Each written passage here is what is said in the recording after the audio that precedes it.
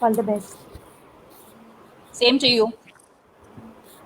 Hello, everyone. Welcome to new normal. This new normal for schools.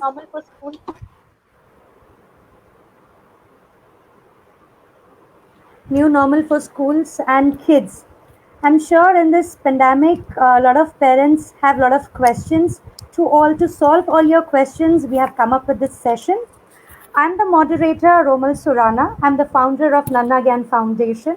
I'm a graphologist, a child and adolescent counselor, working in this field from past 5 years, and as a graphologist from past 10 years.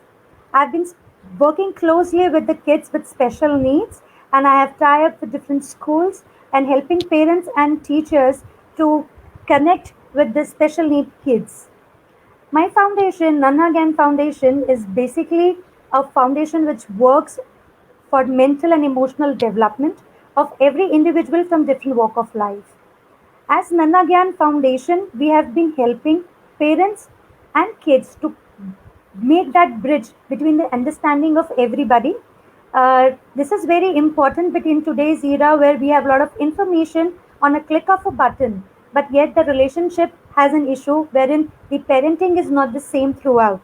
So, being a parenting coach and being a member of this foundation or being a founder of this foundation, I thought it is very important to have mental and emotional development of everybody in today's scenario.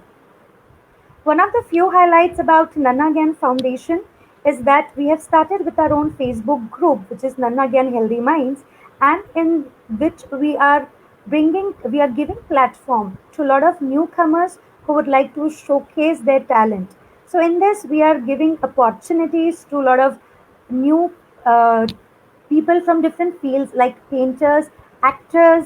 Then we have people from different walk of life who have a lot of passion, but they don't have a platform to perform. And yet we are giving platform to kids, even who have a lot of skills, but there's no platform. So we started this platform on 17th of April 2020, and today when we look at the date, it's 7th April, 17th of 7th of June. We are more than 2,400 people in a group. And to tell you more about the group is that we have done more than 60 live sessions successfully with all the newcomers, in which 98 were the people who have done their first live session from our platform. And they have been doing good in different platforms now. So we are the source of confidence for a lot of people, even for the kids for that matter. We have conducted 3 to 4 good competitions and in which people have participated. Now the new thing that we are doing is Hasika Hunar, in which I feel that people have lost their smile somewhere in this lockdown because of the things which are going around. So this is the new project that we are working on. Now let's start with the topic, that what is the importance of the today's topic. Today's topic, when we say it is new normal for schools and kids, to be honest, it is not new normal. Very precisely, because it is absolutely new for everybody, for beat teachers, for parents, for kids. It is a trauma for kids also, because the whole vacation they were in the home. They don't know what to do. It is absolutely new for us. So it's no new normal, but it's absolutely new for everybody. Teachers are exploring, schools are exploring, and even for that, parents and kids are exploring to what to do in this phase. So today's topic that we are going to take in this panel discussion is going to throw a lot of light about how the things would be. Like we will be dealing with 4 things, in which we'll be dealing with pre-primary, primary, secondary, and the overview of education sector. So for pre-primary, we have Seema Tanwar. For primary, we have Dr. Anuradha Iyer. For secondary, we have Ishita Ghoshal. And for the education sector, which is going on all together, we have Mr. Pranay Oswal. So let me introduce each members with their designations. So Mr. Pranay Oswal is a founder and managing director IQ, Senior Director Bassett Education India, and Territory Head of Early Education Association. To be honest, he has so many things to be mentioned, but I have only mentioned top three things. Okay, now about Ishita ma'am, Ishita Ghoshal. Ishita ma'am has an experience of 22 years. At presently, she is the principal of Qatari International School, Kharadi. She is a certified national quality assessor in education for Quality Council, and she has many things. She has done lot many things, but I've only mentioned few things to highlight her. Next, we have Anuradha ma'am. Presently, she is the principal of Jole Patil School for Excellence. She has an experience for 20 years in education field. She has done a lot of research work in the field of education. And we have Seema Tanwar.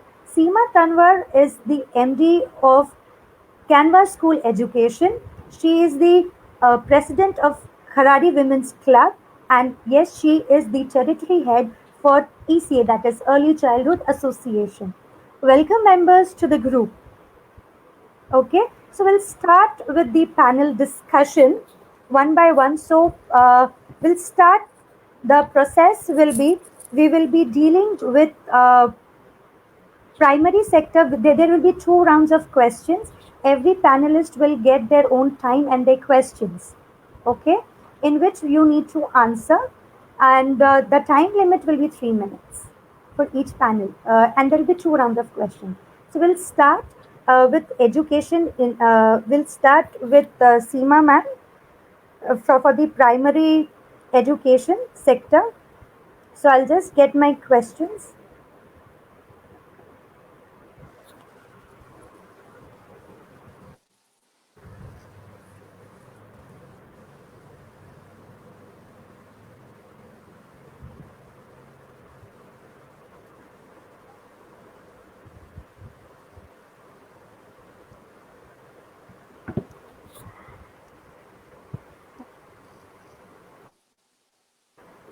Okay, sorry, it got muted.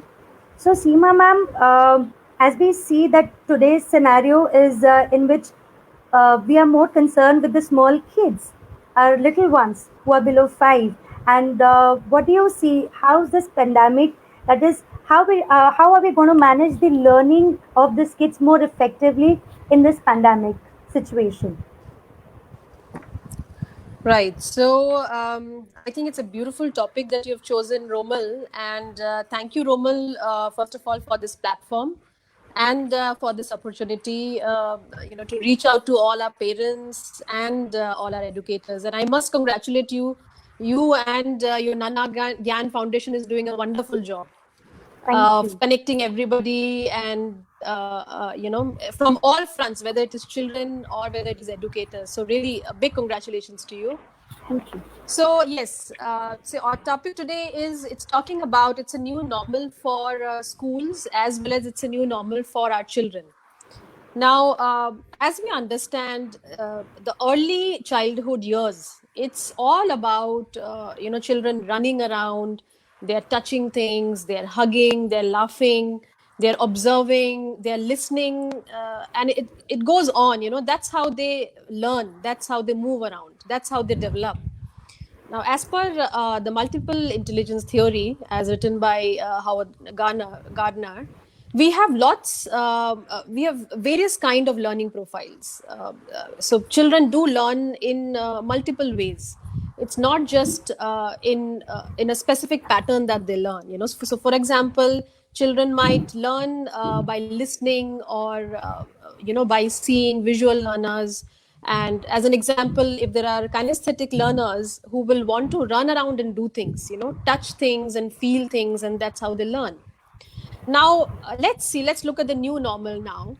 Let's try and get into their shoes and think for some time that they are not able to do any of this, mostly any of this, because they are restricted inside their house.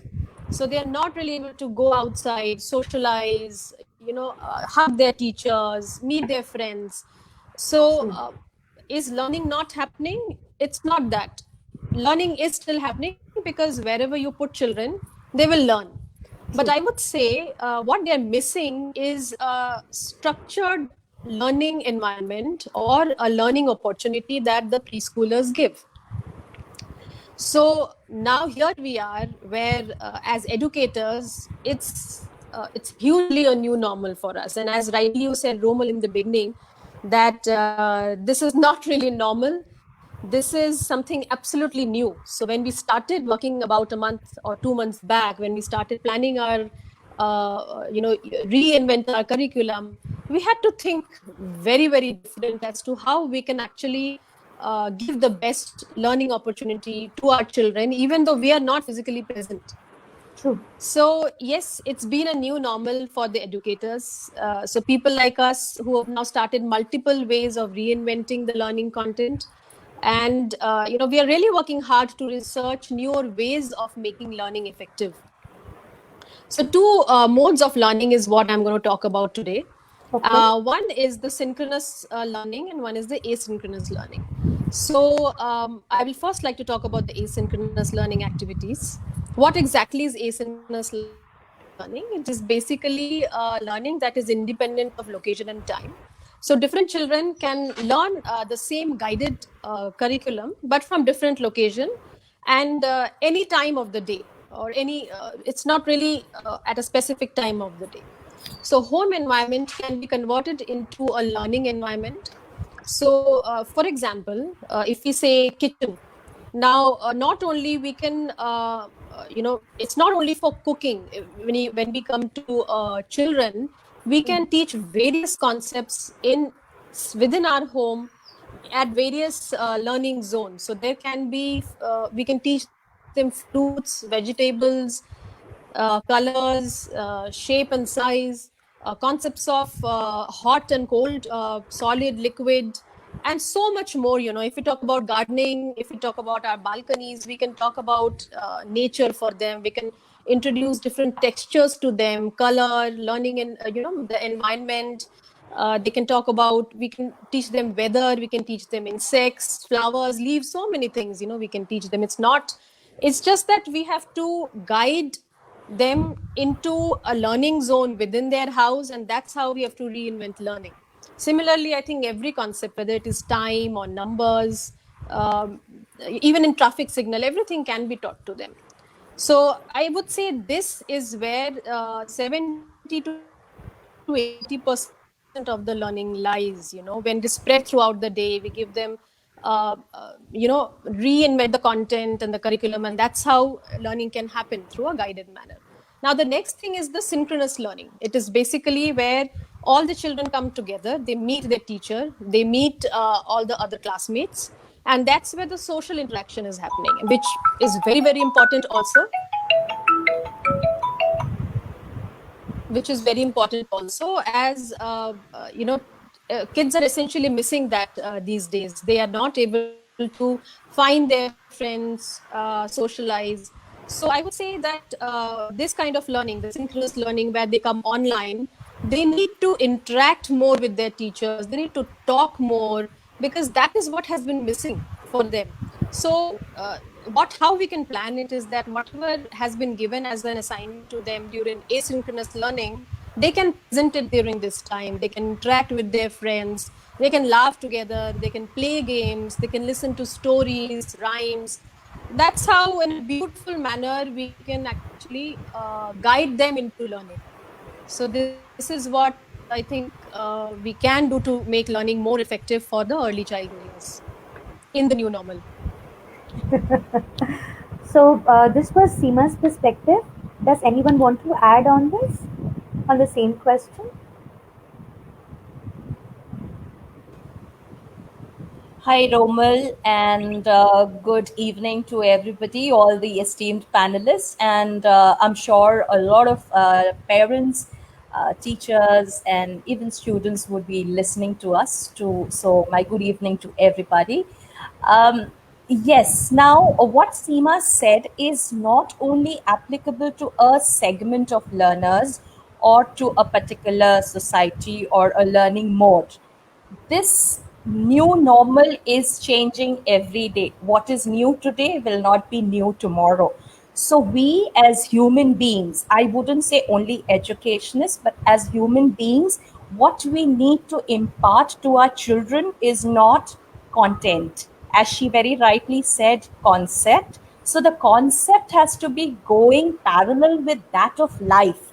We need to teach children eat, live, read, speak, do everything, but with contemplation, introspection, look deep within, develop that flexibility so that tomorrow is another new normal. I am ready for it. Can I question myself as a learner? I'm ready for it. I guess all of us are going through that journey, the transformational journey. And whoever is able to adapt to it faster will survive the race, right? And this is what is today. It has always been there. All our educational policies have always highlighted this aspect of life embedded in learning, the competencies to be developed. It is actually the life that we are going to teach them to live.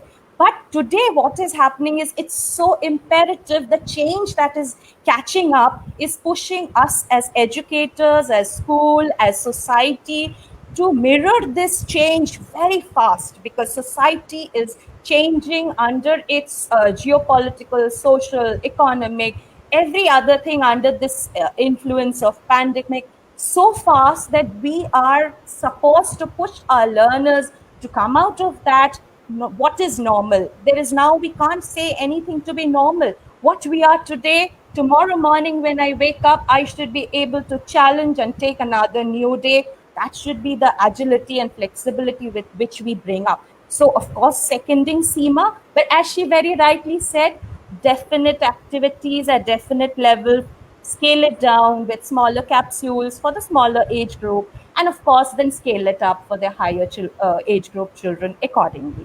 So that's what I would also support her in this new normal phenomena. Oh, that's really nice. Now I'll have question for Anuradha ma'am. What are the major challenges that teachers and parents during ma'am? Can we switch? Is it fine? Okay. Anuradha ma'am, just keeping you Yeah, mute I'm till I on. finish the question because it's echoing. So, what is the major challenge faced by teachers and parents during online teaching, and what are the possible solutions for that?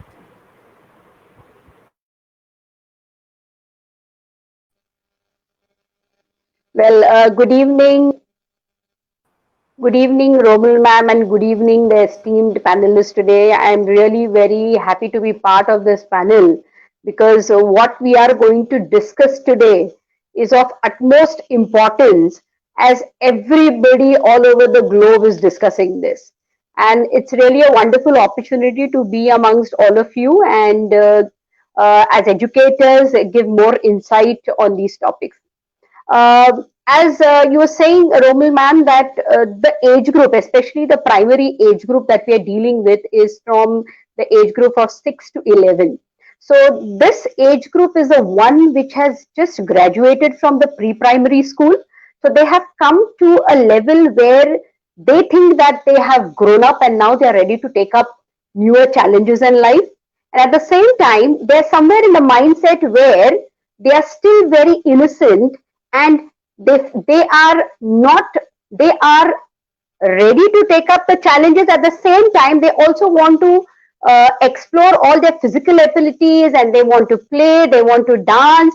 At the same time, they want to be treated a little above their age also. So it's very difficult to tackle this particular primary age group. And so for the parents and also for the teachers, it is going to be a real challenge. What I feel is, as teachers, it's very very important that teachers, earlier we used to have a very we always maintained a good rapport with our children, but now the situation demands that this rapport has to be even stronger. Now how do we reach out to the children?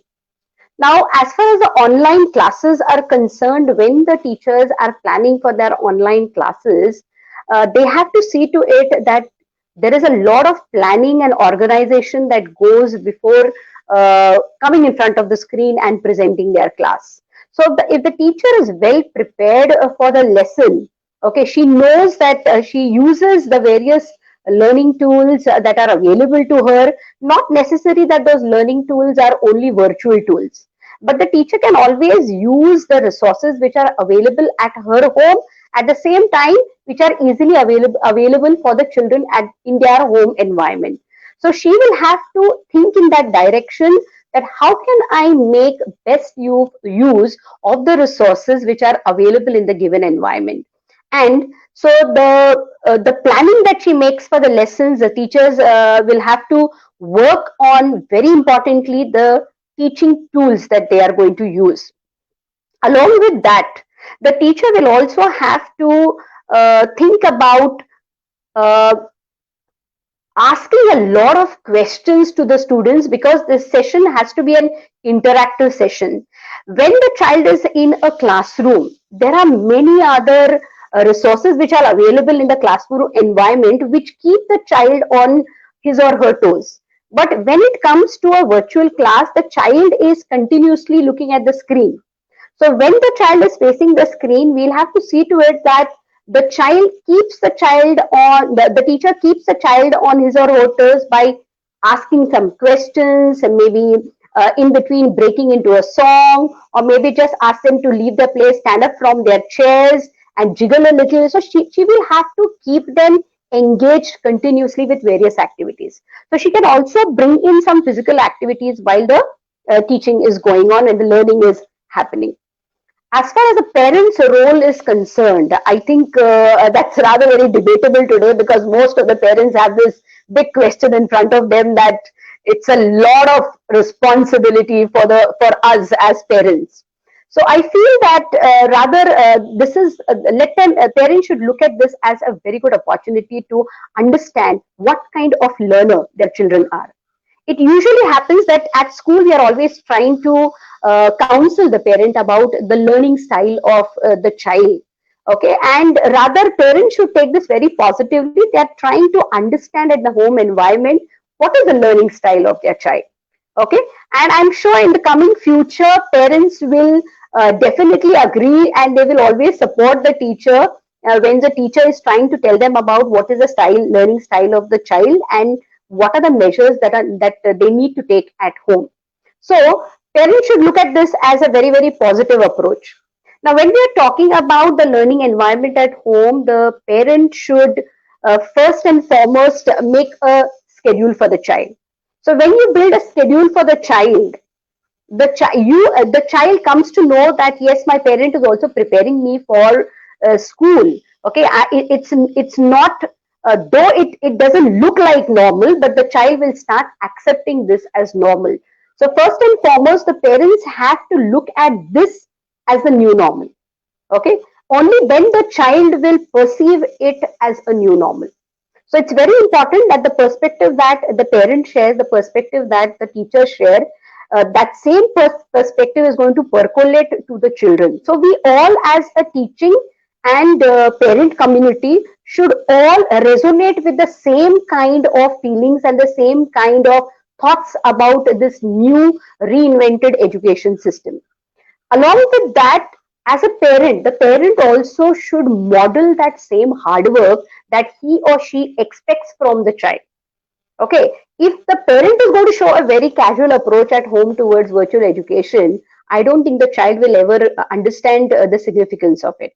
Okay, so it's very important that at home the parent also builds that kind of environment. So this is basically a collaborative process where parents and teachers will together have to make this entire experience, home learning experience, a very holistic and a very fruitful one. Yeah. Thank you, ma'am, for a very bigger Yeah. perspective with regards to collaboration of parents and the collaboration of the kids with the Right. school having reinvented, which is there. Yeah. Okay. Now we have anyone would like to add something on this, or we are good to go for next question.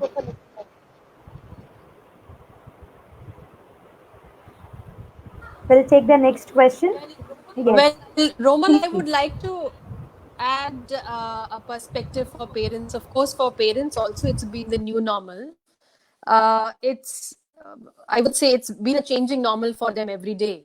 So now for pre-primary, since my forte is pre-primary education, so the parents of the toddler years or the early childhood years, I think it's very different for them, because their children have not really become independent as of now, that they can sit in front of the screen and they can do learning independently. So they are completely parent dependent. So the pre-primary years are completely parent dependent, our toddlers. Yeah. So we as educators for early childhood, zone, we will need to definitely have a buddy up approach with the parents to make this kind of learning effective for them. Yeah. So be it asynchronous learning or synchronous learning, we will definitely need parent support every time, where they have to involve the children and provide the right learning opportunity. And definitely as per the guidance given by the school, as per the content which has been given by the school. Now, we always say that parents and teachers both together are the pillars of education. And this is the time where parents have actually taken up a new role. They are, for the early childhood years, they are the co-teachers for us. So, they are very key to the whole learning that we want to impart to our children, because that's one of the ways that we can actually reach out to our children and learning can happen. So they've become our eyes and hands and ears of education for early childhood.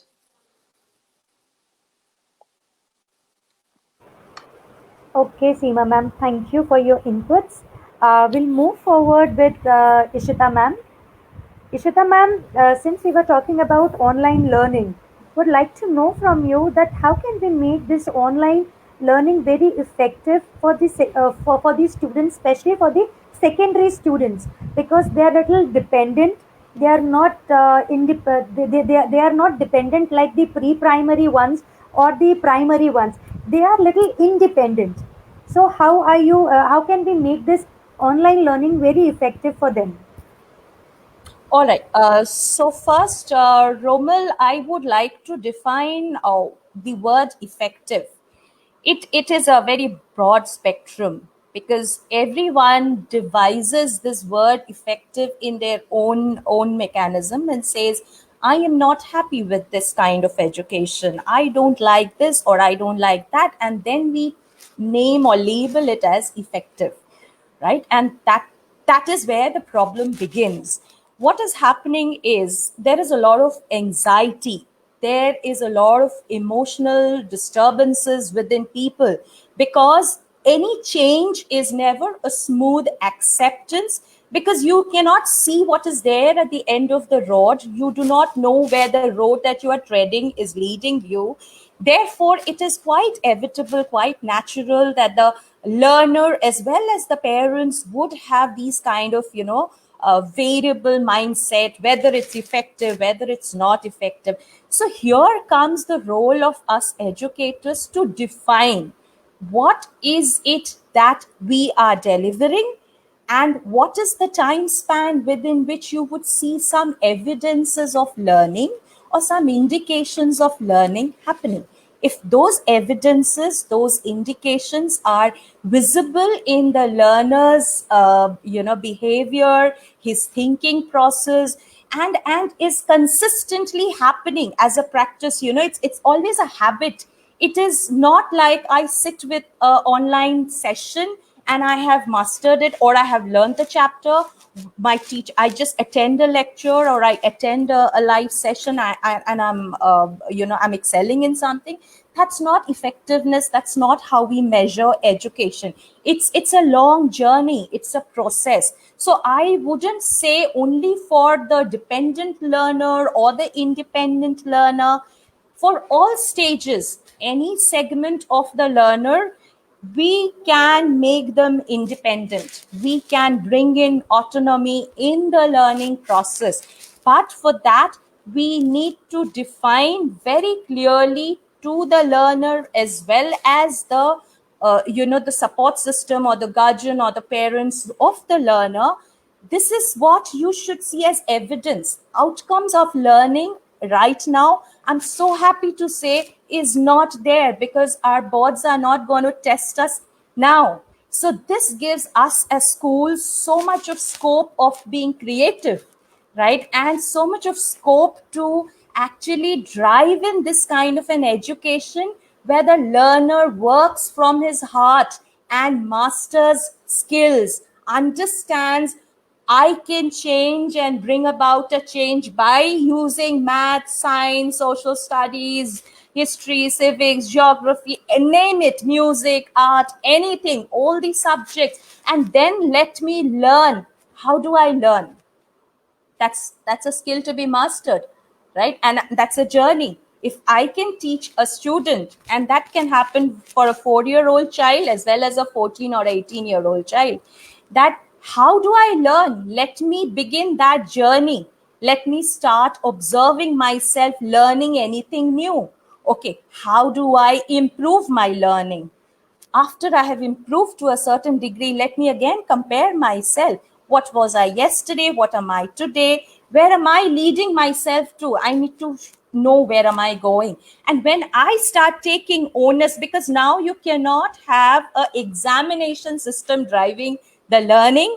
You cannot have an examination system telling the parent or the child at home what is important, what is not important, syllabus, coverage, questions, setting patterns, answering patterns. And we are so glad that the pandemic has brought about this change, because now children will be learning for life, learning to do something that they are passionate about, learning to set up their own establishment. So when these children are made to realize this process, this is itself a learning process. And this is embedded in every subject. This is embedded in every curriculum. It has already been there. But we could never focus because we as mainstream schools were always driven by results, by outcome, by marks, because that is how till the end the child would pass out, go to the universities, and from there on to the job sector. But today, even the job segment or the business segment is bound to relook things differently.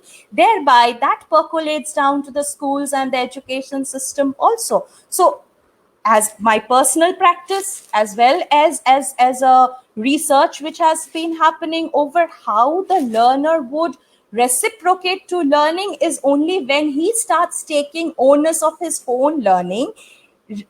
We create a platform and a structure as a school system where we give him measuring tools. There are several tools which in a school a child would never use to do assessment of himself, to check his creativity platform. We all say, oh, be creative, but to be creative also you need to measure, right? Whether am I able to learn how to think creatively? Am I able to analyze how am I thinking on this topic? So all these are things which can be done all across the school for all age groups, but it's a very slow, steady process. And for that, parents need to have patience. The child and the learner is never at a confusion. Children are always open to challenges. Children readily accept change because that's what age does. At our age, we feel if we are removed from our usual habits, we feel shaken up. As elders, it is we who pass on our emotional burdens and our crisis situation to the younger children at home. Children aren't, they are happy. They will accept change and they have accepted change. It is just that the home environment has to understand it's not anymore an examination or marks which defines learning. So therefore, effectiveness is, am I learning how to shape my life? That is education and that is effectiveness.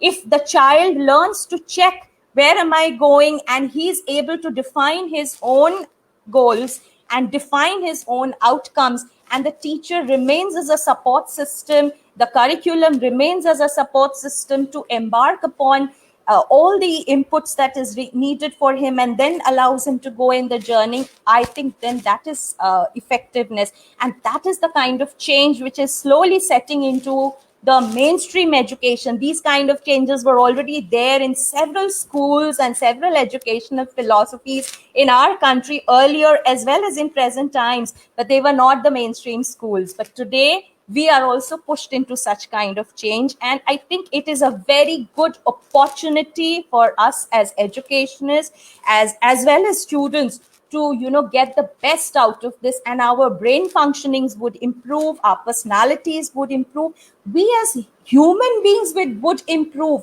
We would stop being so outward focused, so external, so marks driven, and we would look into ourselves. Our relationship parameters would improve within homes, within families, with inanimate objects, as well as getting connection with how I think, how I do my own progress. And I think this is what now education would be. It's a huge topic, so I could just say things in a nutshell as much as it can benefit the listeners. Thank you so much. Thank you so much, Ishita ma'am, for giving us a very different perspective for overall education. Now, my next question is for Mr. Pranay. Mr. Pranay would like to know that what would be the rules and regulations for the schools now with regards to if it opens, or what measures to be taken with regards in schools nowadays. Great. Thank you very much, Romal. And first of all, thank you very much for inviting all of us. And I also would like to thank you for taking this initiative and addressing this important subject. Having said that, there are a lot of regulations, but at this point in time, if you really ask me particularly, before we talk about regulations,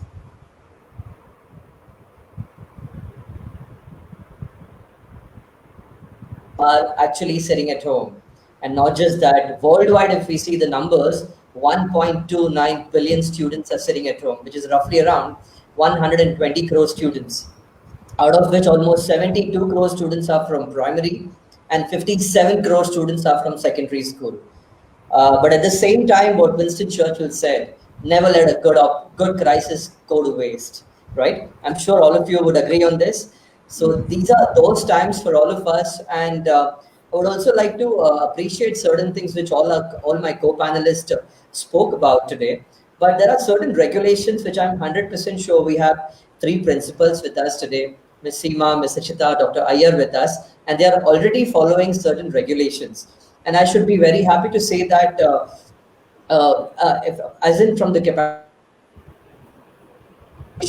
I also have my colleague with me today, that is Ms. Seema Tanwar, who is also heading the PMC region for the ECA chapter. And we have designed a couple of policies, couple of regulations, not only for that, but having said that, there are a couple of other things also which we have done in association with the Association for Primary Education and Research. Having said that, there are a couple of things which we have done rigorously, and there are certain pointers which I would definitely like to mention, starting the research which UNESCO is doing about, which UNICEF is talking about, which the World Health Organization is talking about, which ECA is talking about, which APER is talking about, which MUHS, which is nothing but the Maharashtra University of Health Science, they are talking about. The Indian Medical Association is talking about. Our so-called WhatsApp University and Facebook shares, they are talking about. Yes. So there are certain things which I have personally felt, and there are other things also which, if at all the viewers are interested, I'll be more than happy, because it's kind of a 55-page file which all the members of ECA, they have prepared, and they have created this under the guidance of the president, Dr. Swati Popatwats, right? So there are certain things if we can do is, one of them is think about SMS. When I say SMS, it is nothing.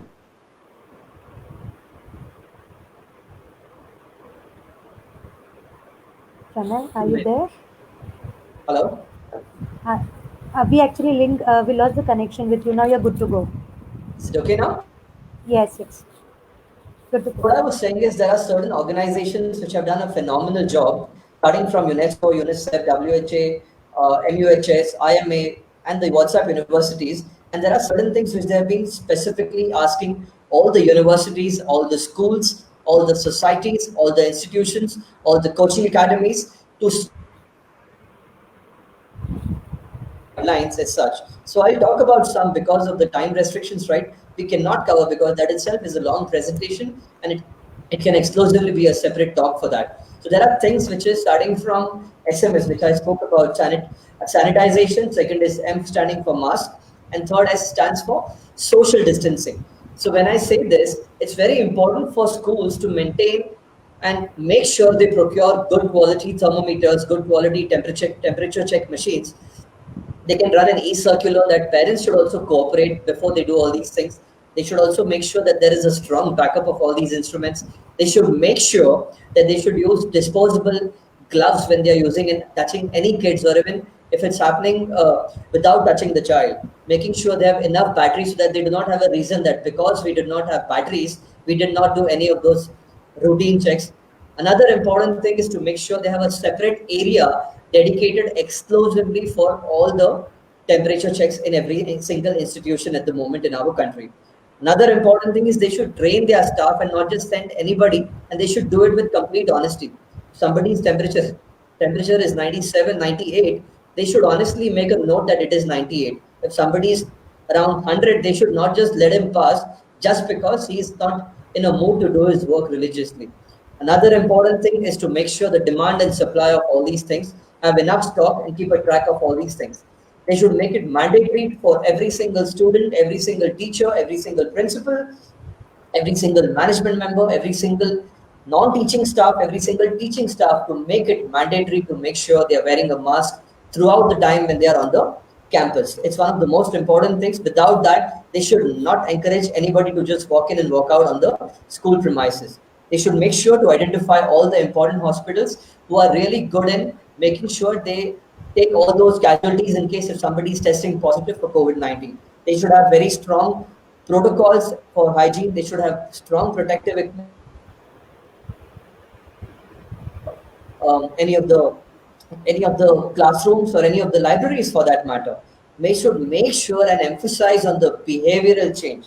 Now, this is something I would really want to emphasize, that there has to be a very strong change in the behavior of the teaching staff and the non-teaching staff. I'm 100% sure, Dr. Iyer, Mrs. Ghoshal, both of you all are telling the same thing to your team again and again.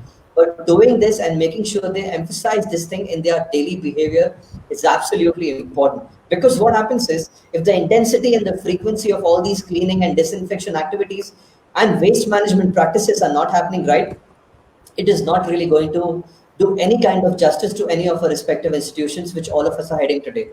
Another important thing which I would like to talk about is have a designated area for keeping all the courier packages in the school. Except for the school staff, nobody else should be allowed to touch or enter that area where all this material is kept. All the annual maintenance checks, starting from air conditioners, starting from printers, starting from water coolers, going towards solar sets, generator sets, appliances, reopening of any of these gadgets and appliances, if it has to be done in any of the school premises, it needs to be done now. I repeat, it needs to be done now, because once students are entering the school, and then if we are thinking we'll call any of our mechanical engineers from here and there, local technicians, and then they will do it. This is not really appropriate, because who is coming from which side of the country, who is coming from which side of that contaminated zone, who could be a carrier, and who could just end up creating 2,000, 3,000, 4,000 kids completely at risk. That's another important thing I would definitely like to mention about. Another important thing is stop issuing books from the library, stop sending homework books, stop sending circular sheets. In case if it's a hostel, if it's a boarding school, or if it's a daycare, I repeat, if it's a daycare, which is pretty much applicable to all the early childhood centers in the country, all right? Or if it's a boarding school, which we have around tons and tons across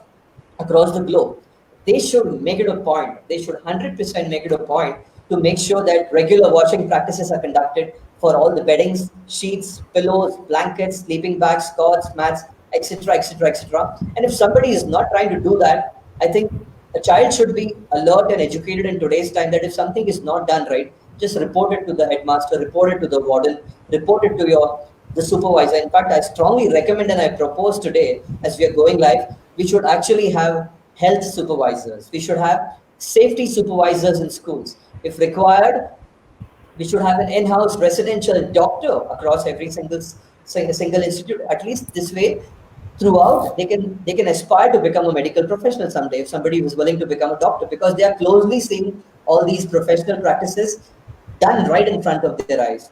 Another important thing I would definitely like to talk about is cleaning versus disinfecting. Cleaning is just removing dust, and disinfecting is actually killing germs. So these are certain practices which the staff should be aware about, and they should make sure that doorknobs, light switches, countertops, any of those areas, particularly libraries and computer labs, where phones or computers or remote controls are kept, they are done religiously. There should be definite usage of dustbins and not just throwing any of these things anywhere.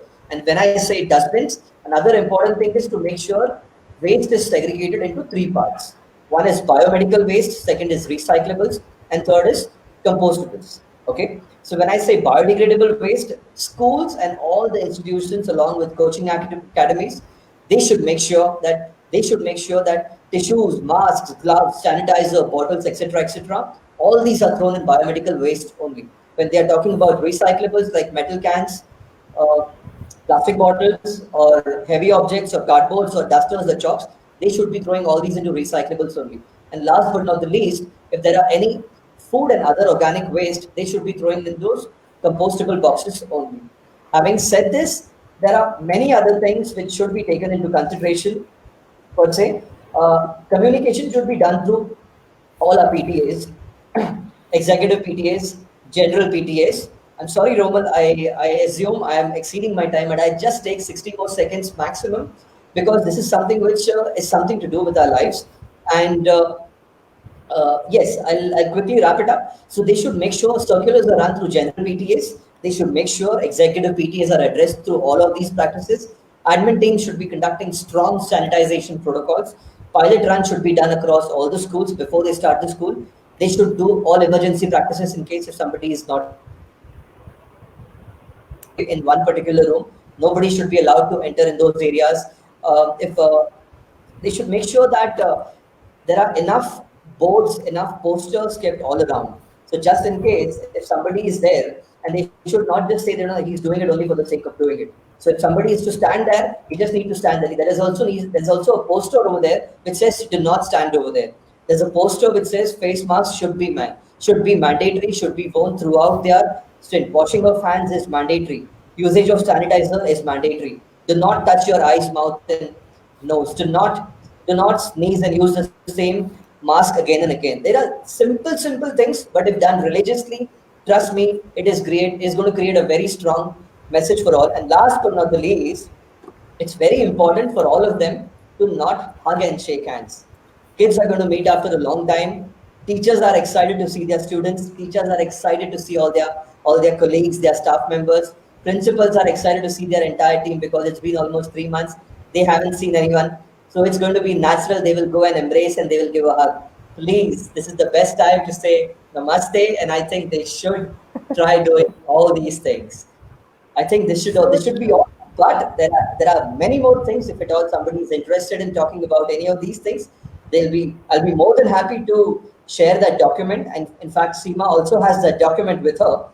So in case anybody in our ecosystem of educators or school owners or any kind of a coaching academy owners, if somebody is looking for basic mandates, how to make sure that these things are completely checked, they can reach out to us, and we through evangelist of the Early Childhood Association of India and APER, which is Association of Primary Education and Research, we'll be more than happy to share every single thing which is there in our capacity.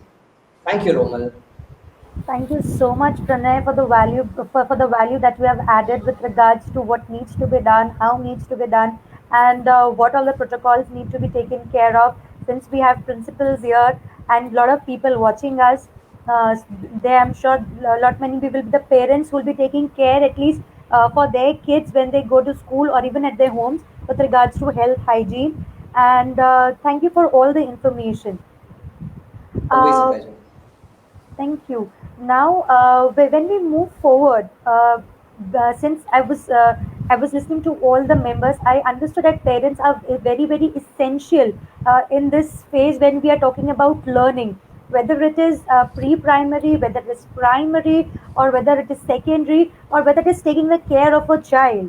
In this round, well, I would like to know a special guidance that parents should take, the parents' role in this pandemic, especially for pre-primary, because Seema, you mentioned earlier also that they are learning a lot of new things Hmm. teacher parents are the co-host. So what is being exactly expected from parents, because parents are also working and they are also helping kids. So what is that exactly school need listening with them? They need to listen with school. Right.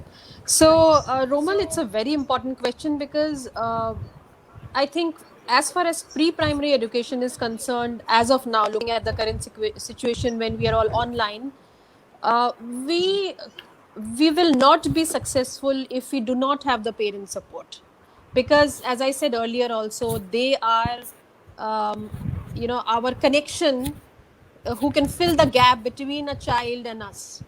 Our children are dependent not just because of how to use the technology, but because when they have to convert the guidance that we have given them for both the learning modes, asynchronous and synchronous, when they have to convert that and give them the right learning opportunity to our children, our parent is actually key.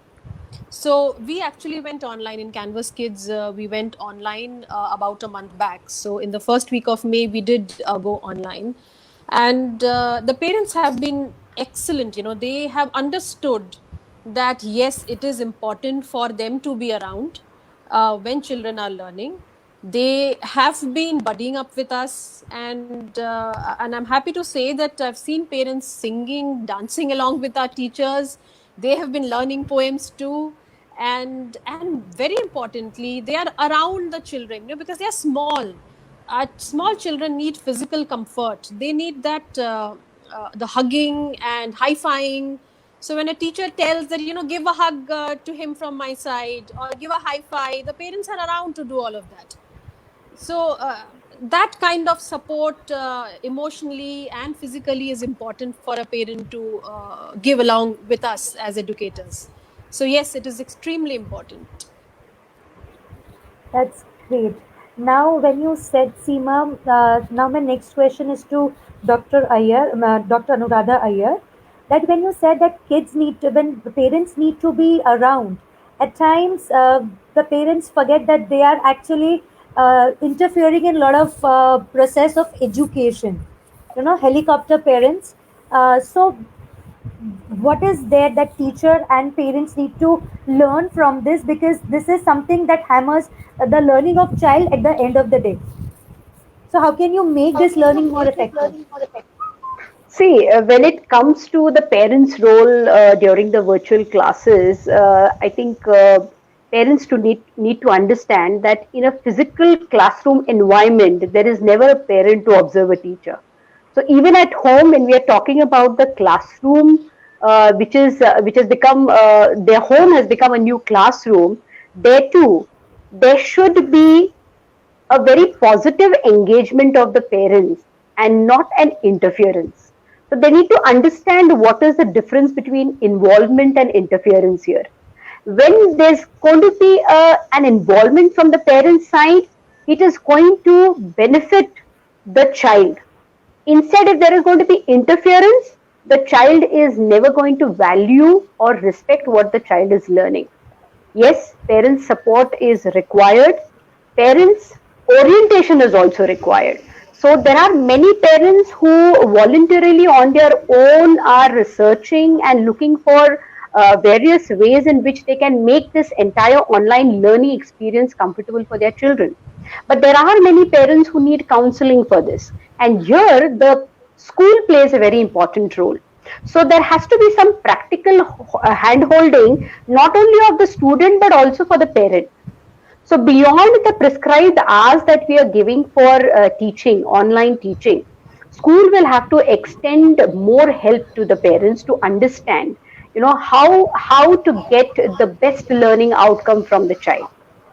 So it's very important that it's together. So I've been repeating that it's only a collaboration, and it has always been education has always been about collaboration, but now it has become even more important in the pandemic situation.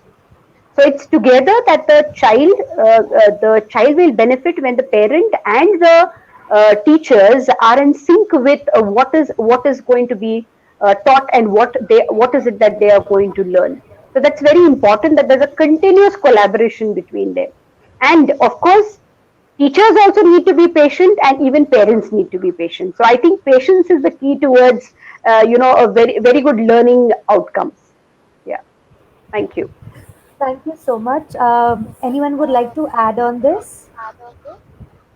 Yeah, I'll just say a small thing, because we're looking at a lot of national data where we see uh, parents choosing to opt out of formal schooling system under the present circumstances, and they may be feeling that there this is a costly affair, and when the schools are not physically functioning, for us as parents, we always think school means learning, means it's a physical environment, and if that is missing, there is no learning at all. And for different age groups, and more so for the primary and pre-primary classes, parents are opting out of the formal education system because they feel if it's online, then there are multiple videos, multiple channels, and I can do that much of teaching. And of course, today parents in urban sectors are educated who are opting out of these things. On one hand, there's the rural sector, which is not privileged to have online classes, and the urban sector has the privilege, but they are opting out because of the cost factor and things like that. To such kind of people, it's a small piece of advice that learning is essential only in the age group and cohabitation, and even that is being provided in the digital platform. When two children interact, participate, listen, and accept another's point of view, and work together, it is just not passive listening, sitting in front of the system or the gadget. It is an active participation in the entire process of learning. And as you know, we were all talking about synchronous and asynchronous mode. All schools are parallelly doing both the modes, where learning is a constructive journey. So if this is the kind of education or support, we as educators need to keep on giving parents in small dosages, where they understand it is not about us walking out of a system or walking back to a system. This is going to do more harm to the child. If you discontinue from a structure of learning and consider the structure has undergone change, accept the change, let the child adapt. And in the process of adaptation, parents need to be very, very objective.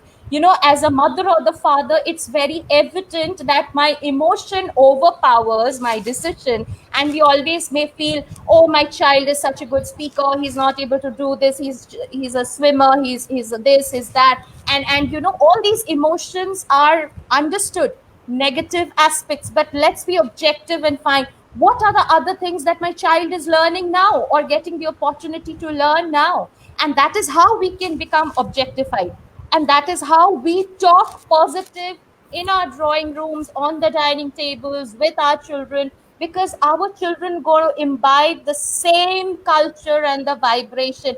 It is right now, school as a culture is a digital culture. It is the home culture which is the learning culture right now. So parents have to be collaborators in thinking so much practical.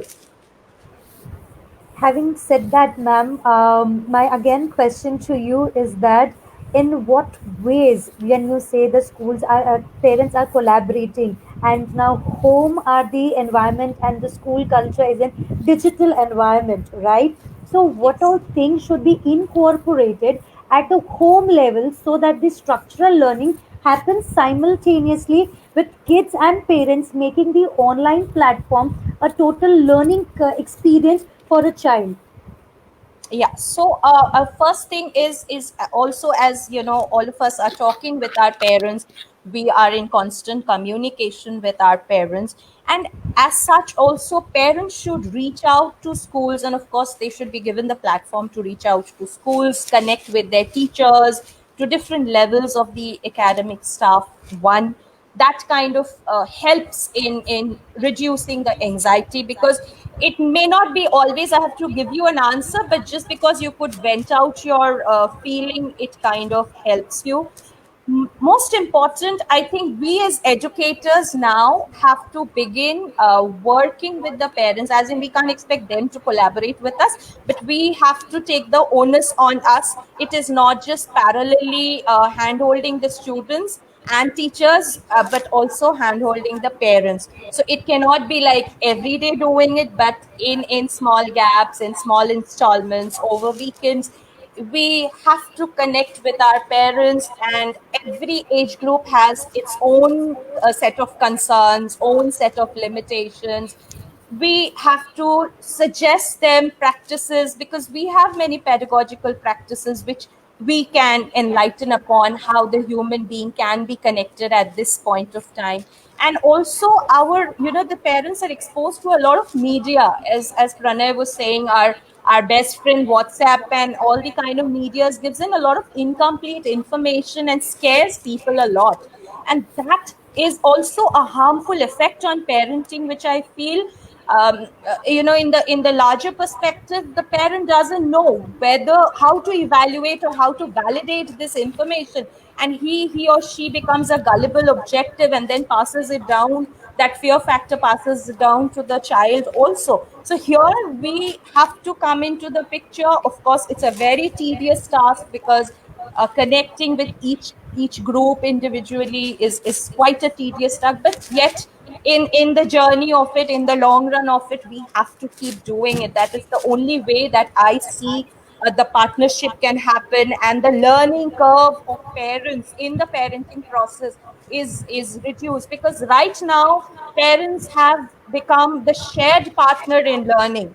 Earlier it was the school which was taking it, and we needed only small bit of help from the parent to cultivate that learning atmosphere at home. But now it is largely the home atmosphere which is going to influence the child's development. Therefore, it is very important that we as school take this responsibility on ourselves and start working with parents on a small group level, then a larger group level, individual level, every possible platform of communication. So true, ma'am. That the points that you have made, that school are making extensive efforts of hand-holding parents, doing a lot of counseling, making them understand that how they can, learn the process and develop their own parenting, which is the process ongoing. Thank you for your inputs. Pranay, are we there? Am I in touch with you? Because Can you hear me? hello, yes, I Hello? can hear you, but your I think your screen is very still, so I thought that you were not there. Okay, so Is it Pranay, the okay now? question is for you. Mm-hmm. Hello. Yes, please go So ahead. Please go this ahead. question is for you. That since you mentioned so many things about that, what needs to be done when in this pandemic. So any special instructions for educators, like teachers, especially, and the in-house people in school, that how they need to deal with the situation during the lockdown phase, not when the school starts, but during the lockdown phase. What, how do the teachers incorporate these ideas or the habits that kids need to do? Okay. So apart from the habits, there are certain suggestions which I would like to talk about Hmm. along with this, Great. Romal. So there is something called as MOOC, which is nothing but massive open learning courses. Okay.